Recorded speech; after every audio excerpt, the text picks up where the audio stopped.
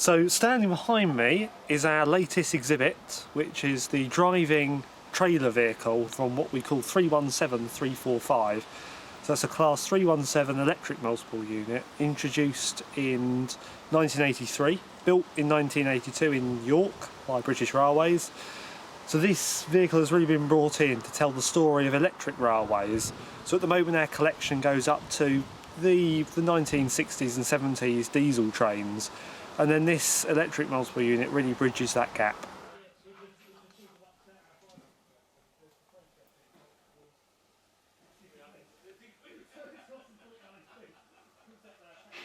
So the vehicle itself, up until only a couple of months ago, was owned by a company called Angel Trains. Angel Trains is the UK's largest rolling stock leasing company, with over 4,500 rail vehicles. The Class 317 belonged to Angel Trains from the era of when British Railways was privatised, right up until a couple of months ago. The Class 317 fleet, while it was owned by Angel Trains, ran on many lines, including the West Anglia network out of Liverpool Street and some services on the Great Eastern Main Line, which the museum is closest to at Marks Tay. The Class 317s are slowly being retired by Greater Anglia and Angel Trains to make way for new trains like the Class 720, which is revolutionising passenger travel in East Anglia.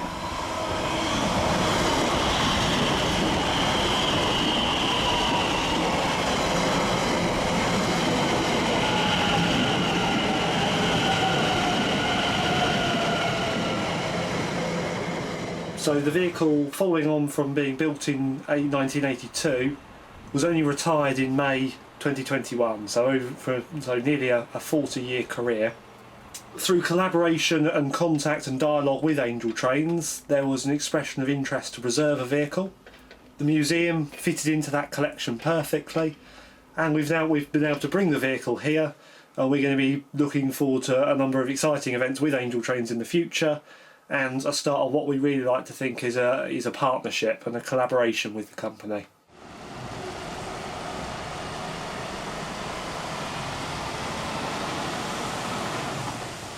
When the museum came to pick up the vehicle was located at Angel Trains' storage site in Ely, near Cambridge.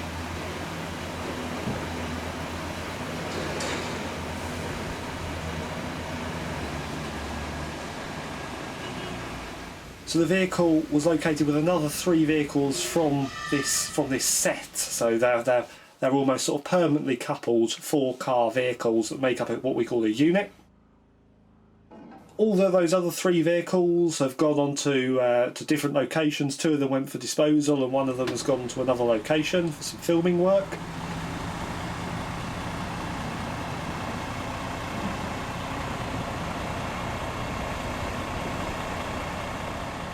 This vehicle was the last one to be collected. What we did is arrange with our road movement supplier Allies. Allies came in, picked the vehicle up by lorry and then delivered it down to Chappel.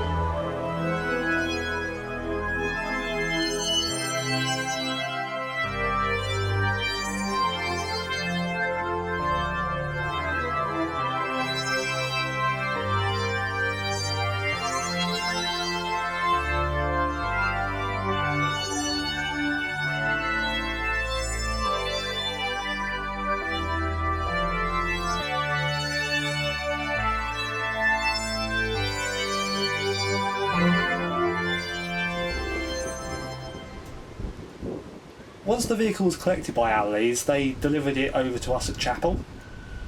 That involved a long reversing manoeuvre of nearly a quarter of a mile of the lorry reversing, all the way up a small country road and then driving into our site.